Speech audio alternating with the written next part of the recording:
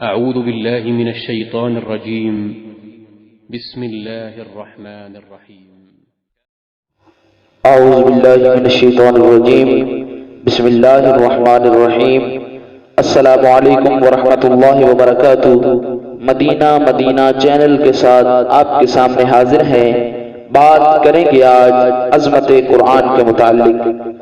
سرور کونین صلی اللہ علیہ وآلہ وسلم کا ارشاد ہے، فرمایا خیرکم من تعلم القرآن وعلمہ، کہ تم میں سے بہترین شخص وہ ہے کہ جو قرآن کی تعلیم پہلے خود سیکھتا ہے پھر اس کی تعلیم لوگوں کو سکھاتا ہے. ایک روایت کے اندر آتا ہے کہ نبی علیہ الصلوۃ والسلام نے ارشاد فرمایا کہ بروز قیامت یہ قرآن والوں کی عظمت کتنی ہے. قرآن جس کے دل میں آ جاتا ہے رب العالمین پھر اسے جہنم کی آگ سے بری کر دیتا ہے. اللہ اکبر. نبی علیہ الصلوۃ والسلام نے ارشاد فرمایا بروز قیامت خالق کائنات قرآن والوں کو نور کے ممبروں پر بٹھا دے گا اور ان کے والدین کو، ان کے ماں باپ کو اللہ رب العالمین نورانی تاج عطا فرمائے گا. اس تاج کی چمک اس قدر ہوگی کہ لوگ دیکھ کر پوچھیں گے کہ یہ کون ہے، ان کی شان کیا ہے، جن کے سروں پر تاج ہے یہ کون ہے. اللہ اکبر. کیا یہ انبیاء ہیں؟ تو ان سے کہا جائے گا کہ یہ انبیاء نہیں، یہ وہ لوگ ہیں جو دنیا کے اندر رب کے قرآن کو اپنے سینے میں بسا کے رکھتے تھے. یہ وہ ہیں جو اللہ رب العالمین کے قرآن کی شب و روز تلاوت کیا کرتے تھے. اللہ رب العالمین کے قرآن کو اپنے دلوں میں انہوں نے بسا رکھا تھا. دنیاوی دولت، مال و زر ان کے سامنے کوئی اہمیت نہیں رکھتی تھی. ان کے سامنے فقط ایک ہی چیز اہمیت رکھتی تھی، وہ تھی تلاوت قرآن، وہ تھی عظمت قرآن.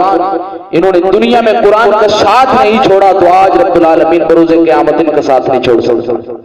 تو یہ عظمت قرآن ہے کہ جن کے دلوں میں قرآن آ جاتا ہے اللہ رب العالمین پھر انہیں جہنم سے دور کر دیتا ہے اور جنت میں کوئی عام مقام نہیں، نورانی تاج پہنا جائے. یہ قرآن والوں کی شان ہے، یہ قرآن کی شان ہے.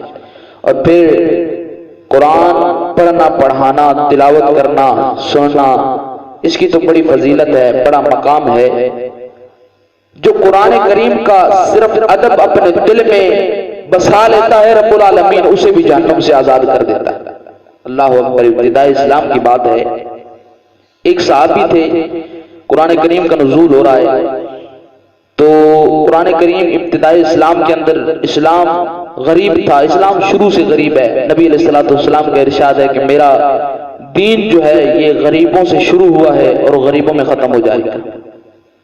تو اسلام غربت سے شروع ہوا ہے، اسلام غریبوں میں رہ جائے گا. ابتدائی اسلام سے اسلام غریب ہے. تو اس وقت جب قرآن کا نزول ہوتا تھا تو قرآن پاک لکھنے کے لیے کوئی چیز دستیاب نہیں ہوا کرتی تھی، کوئی ورق نہیں تھے، کوئی چیز نہیں تھی. قرآن کریم کا نزول ہوتا ہے تو ہڈیوں پر لکھا جا رہا ہے، قرآن کریم کا نزول ہوتا ہے تو چمڑے پر لکھا جا رہا ہے.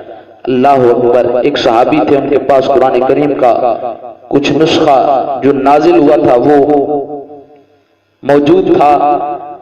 تو ایک رات تھی، اس رات بارش ہونے لگی تو وہ صحابی بڑے غریب تھے.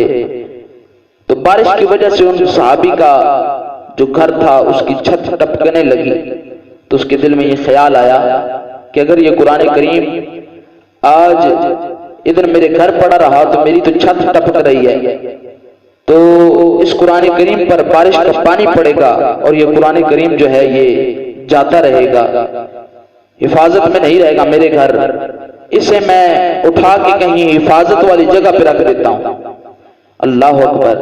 پھر اسے خیال آتا ہے کہ میرے جو پڑوس میں رہتے ہیں وہ غیر مسلم ہیں لیکن ان کا گھر جو ہے وہ مجھ سے اچھا ہے، پائیدار ہے، مضبوط گھر ہے. میں ان کے گھر یہ قرآن کریم لے کے جاتا ہوں، ان سے کہتا ہوں کہ ایک رات کا سوال ہے، ایک رات کے لیے یہ قرآن کریم تم اپنے گھر رکھ لو، صبح ہوگی تو میں اس قرآن کو لے کے چلا جاؤں گا.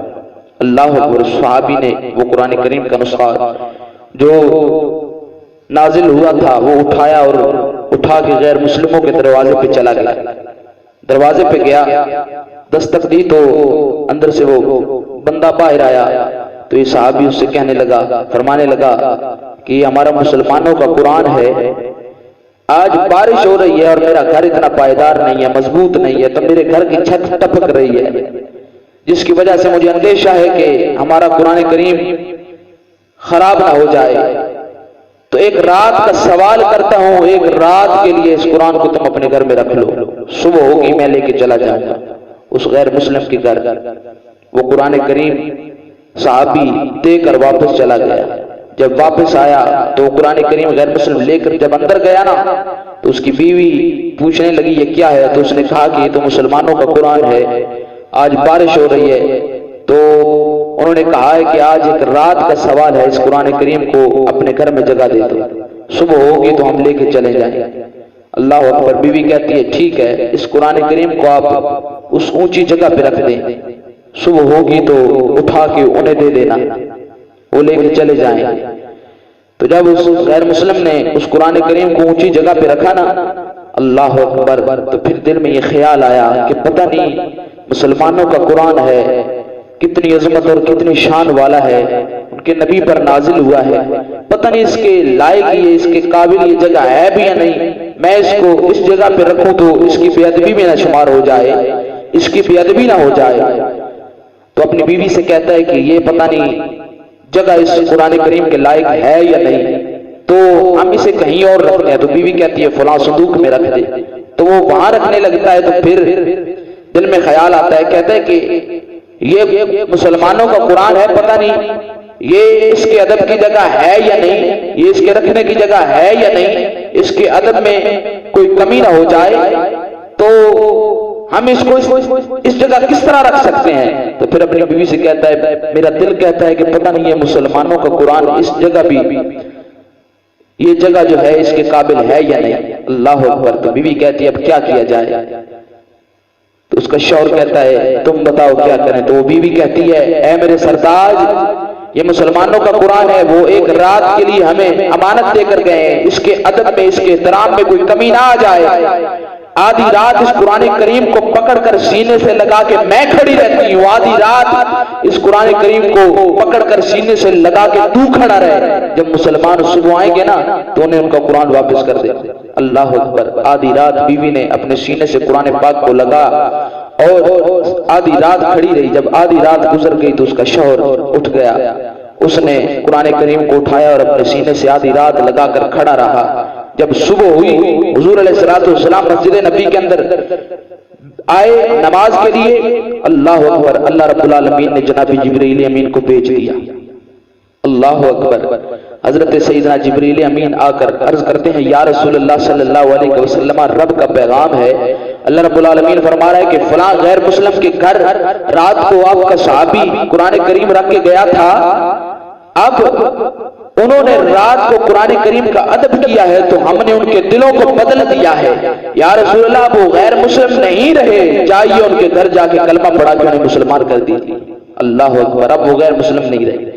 حضور علیہ السلام اپنے صحابہ کے ساتھ اس غیر مسلم کے دروازے پہ جاتے ہیں، جا کے دروازے پہ دستک دی، ابھی دروازہ کھلا نہیں کہ لا الہ الا اللہ محمد الرسول اللہ صلی اللہ علیہ وسلم کی صدائیں آ رہی۔ تو یہ عظمت قرآن ہے، اس کی تلاوت کا تو بڑا مقام، بڑی عظمت، بڑی شان ہے، جو صرف اس کا ادب اپنے دل میں بسا لیتا ہے رب العالمین اسے بھی جہنم سے دور کر دیتا ہے، اسے بھی ایمان کی روشنی عطا فرما دیتا ہے۔ خالق کائنات کی بارگاہ میں دعا ہے اللہ رب العالمین صحیح معنوں میں عمل کرنے کی توفیق عطا فرمائے۔ مزید اپڈیٹس اور نیو ویڈیوز کے لیے ہمارا چینل سبسکرائب کریں، مدینہ چینل۔ السلام علیکم ورحمۃ اللہ وبرکاتہ۔